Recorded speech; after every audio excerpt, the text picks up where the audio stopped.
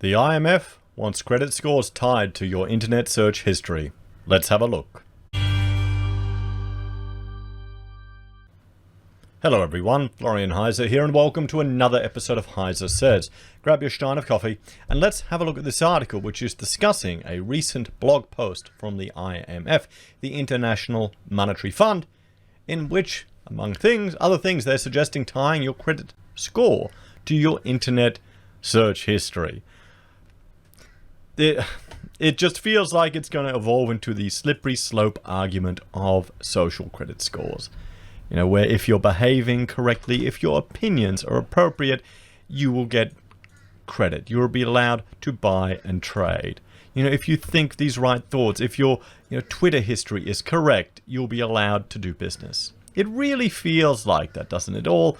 Well, there seems to be some historical precedent, some warnings from previous civilizations about these issues, doesn't there?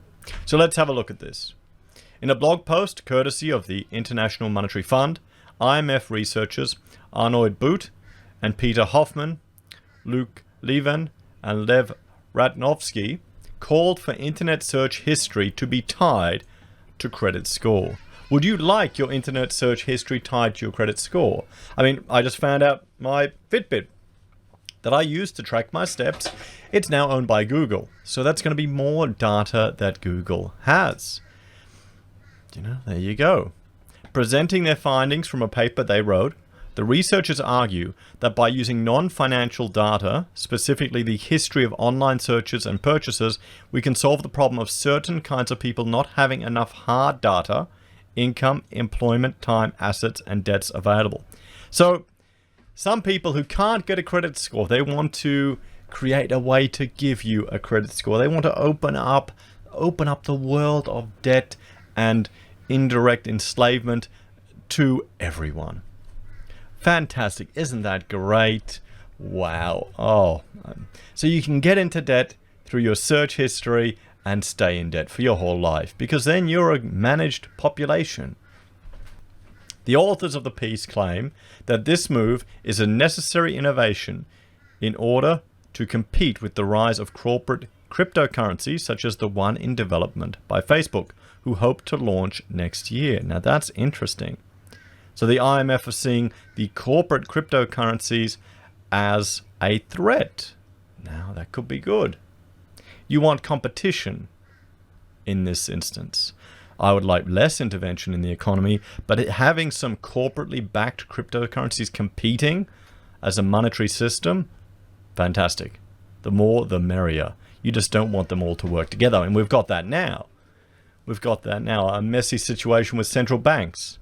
What would you rather, everyone? If you had to pick a fiat currency, would you rather go Bitcoin? Would you rather go a fiat currency by a different reserve bank, or would you go a cryptocurrency from a corporation that's tied to a basket of other currencies?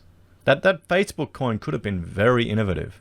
More people have, it's easier to get a Facebook account than it is a bank account for some people. There are a whole lot of people that are unbanked, and being unbanked is a big issue. That's the one real innovation I see with regards to crypto that can provide access for many more people to banking facilities quite easily. The only problem is the costs for small transactions are still too high. It'll be interesting to see if there's some innovation there, or if the central banks will push out their cryptocurrencies. Then the danger is they'll be centrally controlled, and then that gives them another way to manage, control, and manipulate the economy. Tie that to your social credit score, that's another risk. While Facebook is a monopoly that is engaged in political censorship, their power pales in comparison to that of the IMF. The International Monetary Fund is a veritable superpower with ties to the World Bank, and they oversee the entire global economy. It should go without saying that giving this organization the power to track everyone's search history can lead to some dark ramifications, with private banks, notably JP Morgan and Chase Bank, already kicking conservatives off their services. One can only imagine how much this would escalate with the IMF tracking everyone's search history. I mean, this is a potential dystopian nightmare. That's what it is. And this is only a blog post. It's only a research paper. It's only an idea. It's not going to happen next month. But it's something that we need to be aware of, and people need to say, this is a risk of this proposal, in a calm and sensible manner. Don't worry, the sky isn't falling quite yet. And the fact that we do have conservatives being, well, deplatformed, that can result, and I'm hoping it will, in a hardened, more diverse system of social media and other competitors in the transaction sphere. That's what we need. If they're stupid enough, I mean, look at Twitter. I mean, let's have a look at the Twitter share price. Look at that. We'll look at the Twitter share price. I mean, there you go. Still hasn't paid a dividend. Still hasn't paid a dividend. There we go. Look at that. From $54 a month ago to $45. So they're losing. Let's jump out to a year. So they didn't really cop much of a hit at the beginning of the year, did they? They've been climbing up. Now they're going back down. So, while there has been bipartisan opposition to the Chinese social credit system in Congress, the distinctions between that system and what the IMF is pushing for remains ill-defined. The IMF, including some of the writers of the blog post, have ties to both the World Economic Forum's Great Reset Initiative and the Joe Biden transition team. Two of the researchers advocating for the IMF tracing our search history, Luke Levin and Lev Ratnovsky, have pages on the WF website. Lev Ratnovsky, in particular, has defended bank bailouts so the economy can stay afloat. Well, fantastic. These are the type of people that you want mingling with the elite and influencing your civil servants. Because this is the problem. You can see, particularly with the UN and the WF, you get these organizations, and then our civil servants will go off there and they'll go to their events, they'll feel special, they'll read the books, they'll learn the ideas.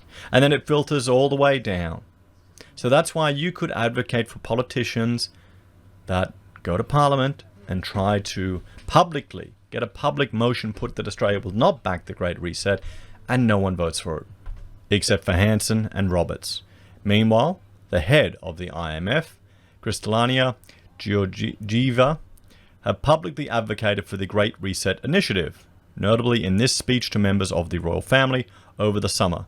The Great Reset Initiative is a plan by the World Economic Forum to, in their words, build a new social contract that honors the dignity of every human being. Here is one hypothetical scenario proposed by the WF contributor for what life may look like after the Great Reset. One slogan employed by the WF and proponents of the Great Reset: build back better. See, this is the thing. Why do we want a new social contract? I mean, are we even happy with the current social contract that a lot of us are a party to? See, this is the thing. It's a contract. There needs to be an agreement between two parties. You can't be forced to enter into a contract under duress, and there needs to be reasonable time to consider. There needs to be consideration of a contract. There isn't any of these things in a social contract. It is put upon you through no choice of your own, just by the chance of where you're born. Some countries you can have a better social contract than others, and future leaders can burden future generations with never having to pay the price. Doesn't seem fair, does it? Fantastic invention, though. Politicians can get all the glory and don't have to pay any of the price, none of the burdens. The danger is it leads to a very weak society and civilization. So the WF has used the slogan as shorthand for reinventing capitalism. The slogan has also been used by Joe Biden, who Georgieva's associates say will help advance the IMF's goals as president. Biden has also promised he will establish a task force to combat online extremism. Well, this is the problem. What do people consider extreme? I saw something on Twitter that was so stupid. Someone actually considered in the States that AOC was centrist. Just think about that. That's what some people think. That shows you how far the Overton window has shifted in some people's minds, or how little an understanding some people have of reality. Given Biden's ties to groups such as the IMF and WF, this could be cause for concern. A Democratic president and anti-conservative banking institutions using big tech to monitor people's search history isn't the most comforting idea, to say the least. And I think that certainly is a very good consideration. So there we have it, guys. What do you think? Are you concerned that this is the first step Could you imagine being debanked because of your political opinions and your search history? Let me know your thoughts and opinions in the comments down below. Please like, share, and subscribe to the channel. If you're a fan and want to support the content I create here, there are a few ways you can. You can join us on YouTube or Patreon. Support us using our affiliate links at Amazon, eBay, Independent Reserve, or Aussiebroadband. You can buy merch from HeiseSays, use Gold Pass from the Perth Mint, or support us via PayPal. Take care, and I'll see you all next time. Bye for now.